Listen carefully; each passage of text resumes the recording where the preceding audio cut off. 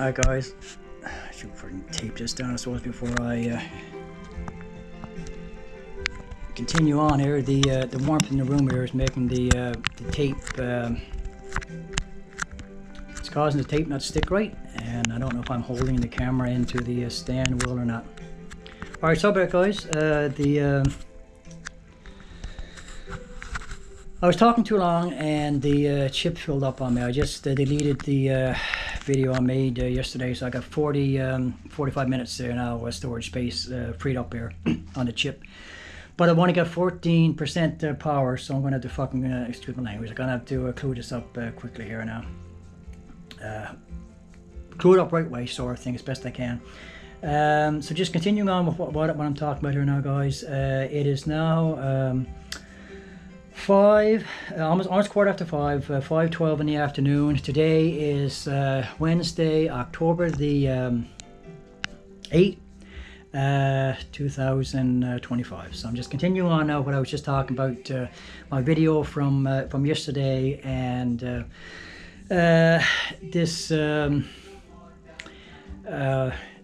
need to rise up and you know, to be voices, to speak out, and to present a pushback movement, basically, to counteract this agenda, guys, that has been taken over. But you know, it sounds crazy to say these things, but I mean, this is what's going on, isn't it?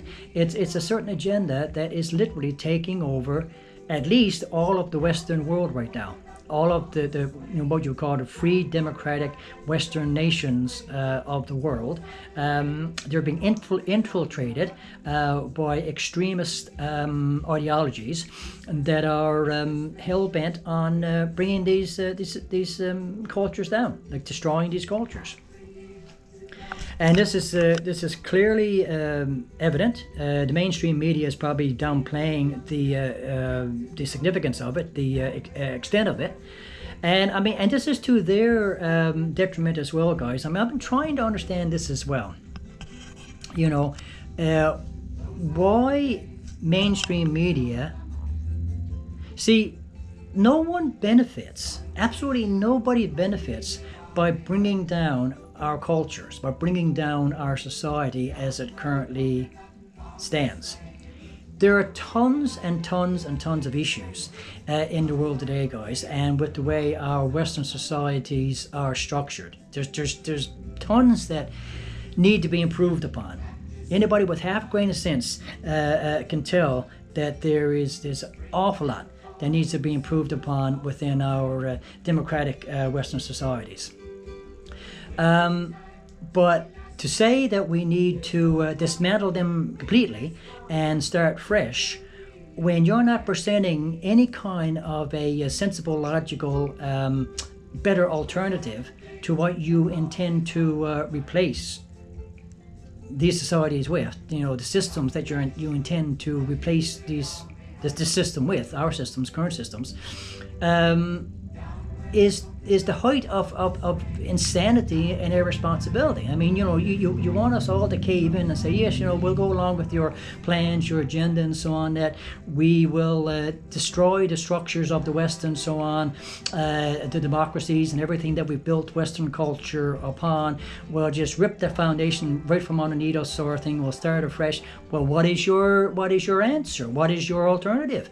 You're not presenting your alternative. You're bitching endlessly about, I have issues, guys. I have issues with the way Western society is structured, you know, because I'm a poor man living in a Western society where it's damn near impossible for me to get ahead.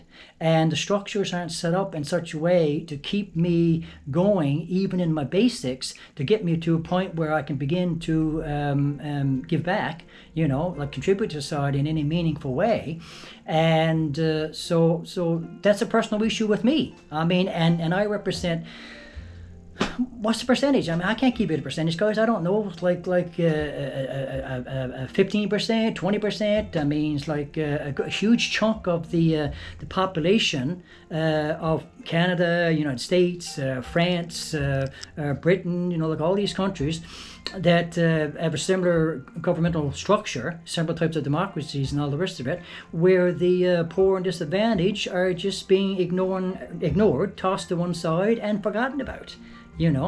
And so that's a flaw in our current system. That's a massive, major flaw in our current system, guys. But I mean, at the same time, I don't want to replace that with Russian-style communism or Chinese-style communism that is highly authoritative, highly dictative. I mean, it's not my understanding of communism. Okay, I'm not against communism. I'm against that type of communism. Always been my entire life. I can see the difference between that type of dictatorship, we'll say, and the pure essence of communism, what it was originally meant to be about. I can see the difference. So I support the essence of it. I don't support that. So I'm not saying for one moment that I want to see our system replaced with that kind of a system, because I know that it's not necessarily beneficial. It may be in certain segments, certain areas, maybe it's debatable, but I mean, it's not beneficial in allowing people to have freedom of thought and freedom of expression, and for the flowing of society and the growth of society and the evolution of society, when people can't think for themselves, when people can't express themselves freely and openly, sort of thing. You need that in society for society to be able to change and to evolve and so on. So of course I don't support that sort of thing. And the only other alternative that's been presented to us right now, because we're these two ideologies in some unholy alliance that I still cannot completely get my freaking head around whatsoever, how that agenda, that ideology is in bed with the ideology of the extremism in the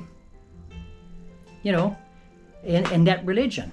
I mean, I'm fearful to even actually say the words, guys, because I'm fearful that just by mentioning the freaking words that YouTube will decide to and not post my video or silence them, because they're a big part of the problem right now. They really are a big part of the problem right now, to be honest with you, because they're suppressing freedom of speech and freedom of expression, property as well, to a very large degree. So I'm seeing it terribly within the comment sections and all the rest of it. I don't know how far they're going with it, with suppressing certain videos and all the rest of it sort of thing. But it's like you got to be so friggin' weary of every single solitary thing you say nowadays if it's expressing any kind of a negative viewpoint against a certain group of people. I mean, like, this is madness of the highest order. That you're not free to do that anymore. And again, I mean, we're always seeing the chipping away at Western ideology that says you have freedom of speech. In France, in Britain, in Canada, United States, you have freedom of speech. I mean, even if we don't have freedom of speech enshrined in our Constitution the way they do that in the States, it's the unwritten rule, understanding that you have freedom of speech in Canada as well. It's the unwritten rule, understanding that you have it in Britain, in France, tried all the Scandinavian countries and all the rest of it, the major ones I think of off the top of my head sort of thing, So to be to a point, guys, where we are frightened to death now of saying anything that upsets a certain group of people because they're going to get offended by it in some way, shape or form, is the height of insane madness, guys. It's the